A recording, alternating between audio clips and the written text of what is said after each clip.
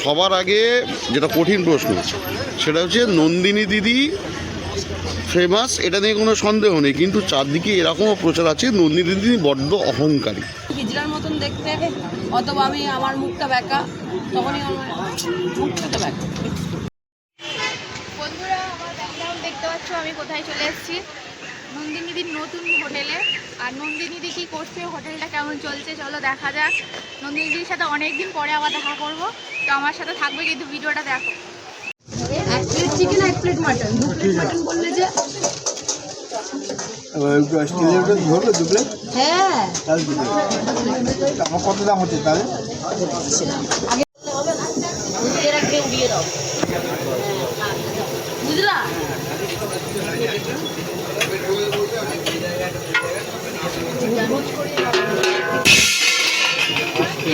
এই জন্য না করেছি কিচেনে, এক্স্যাক্ট এই রিজনে। আর কেউ ভাতের জন্য বসে আছে?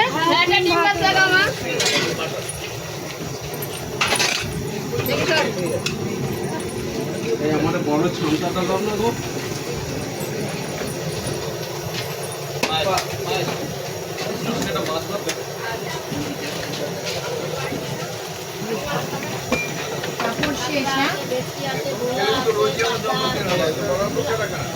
আমাদের কিছু খাওয়াইছিলাম তো খেয়ে নিয়ে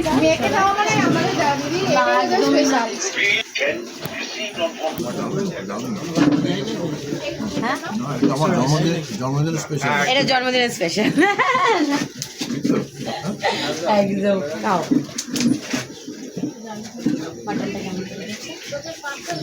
মটনটা 2 প্লেট নিয়ে যাবো, চিকেন 1 প্লেট নিয়ে যাবো। মাটন 2 প্লেট পার্সেল করবে, 1 প্লেট চিকেন পার্সেল করবে।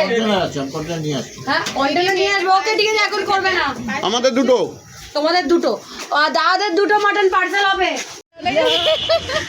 সবার আগে যেটা কঠিন প্রশ্ন সেটা হচ্ছে নন্দিনী দিদি ফেমাস, এটা নিয়ে কোনো সন্দেহ নেই, কিন্তু চারদিকে এরকমও প্রচার আছে নন্দিনী দিদি বড্ড অহংকারী, সত্যি নন্দিনী দিদি বড্ড নাটকে।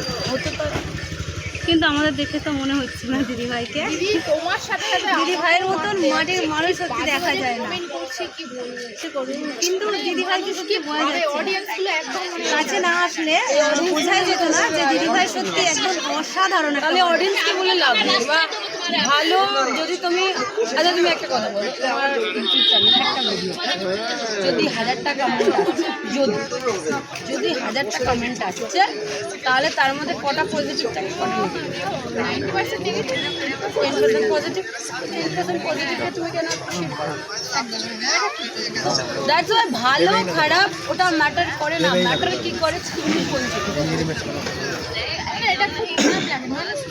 আমি যদি আমরা খুব একটা কাহাবত বলি, নিজেকে নিয়ে মুখ চোখটাকে ঢেকে নিয়ে আমরা বলবো আমাকে তো কেউ দেখছে না, ওটা যদি মনে করি ওটা মনে করাটাই তো গালাগালি করছে 10 জন তোমার ভালো বলছে, তাহলে 100 জনকে কেন রাখবে? এই 100 জনের জন্য তুমি ভাগ করতে থাকো, দেখো এই 900 জন অটোমেটিকলি 800, 600, 700, 500 গন। আচ্ছা দিদি, আর যেদিন গন হয়ে যাবে সেদিন তুমি তোমার লাইফের না ওই কম্পিটিশনটা ভুলে যাবে, ওই এনার্জিটা নষ্ট হবে। তুমি জানো আমি ঘুম থেকে উঠে এরকম করে তাকালেও লোকেরা বলবে ভালো, ওরকম করে তাকালেও বলবে ভালো, আমি বলে তাহলে আমি সাজবো কেন, তাহলে আমি সুন্দর দেখবো কেন? কিন্তু যখন তুমি নিজেকে দেখবে না রে আমাকে এই জায়গায় চিন্তা ঠিক নিতে হবে, আমাকে কাজলটা করতে হবে, নাহলে কি 10টা গালাগালি করবে।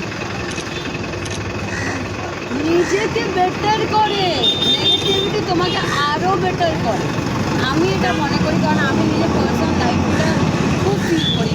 আমি যখনই মনে হয় যে আমার নিজেকে না চেয়ার আপ করা দরকার অথবা এনকারেজ করা দরকার, আমি কমেন্ট একদম ঠিক বলছো। কারণ আমার লোকেরা যখনই বলে না আমি হিজড়ার মতন দেখতে, অথবা আমি আমার মুখটা ব্যাকা, তখনই আমার মুখটা তো ব্যাকা, মুখটা কেন ব্যাকা থাক। হ্যাঁ, আমি হাসলে আমার একটা দিক বেঁকে যায়, আই না, কারণ কেন ব্যাকা ওটা আমি দরকারে এক্সপ্লেন করতে যাইনি, কোনোদিনও যাইনি, কারণ আমার সেই লাইফটা আমিই জানতাম। বাঙালি রান্না যদি খেতে হয় তাহলে ডেফিনেটলি আসতে হবে ডালহাউসিতে অথবা নিউ টাউনে। যদি তোমরা নিউ টাউনের বাসিন্দা হও তাহলে নিউ টাউনে আকাঙ্ক্ষা মোড় ঠিক সানরাইজ পয়েন্টের অপোজিটে আমার দোকান রয়েছে নন্দিনীদির হেসেল, এখানে তোমরা পেয়ে যাবে।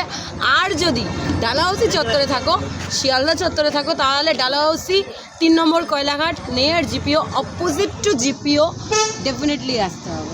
Thank you.